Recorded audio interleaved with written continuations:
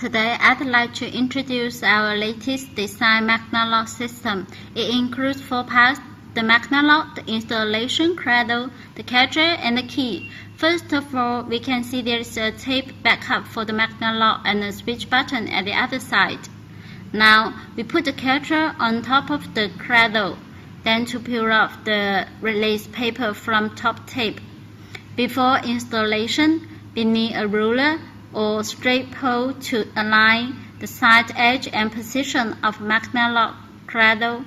Put the cradle most close to the inner side of the ruler, then fix the top tape upward and press it firmly to make it stick well. After that, we peel off the release paper from magnet lock and put it inside the cradle. Please don't touch the tape surface. Then, close the drawer door. A moment later, we open the drawer and pull out the cradle downward to take it off. You also need to press the magnet lock towards the drawer door to stick it firmly. Finally, press the switch button of the magnet lock to make sure it is open. This moment, the lock works well with the catcher. To open the drawer, we have to press the key to the magnet lock and pull out the drawer.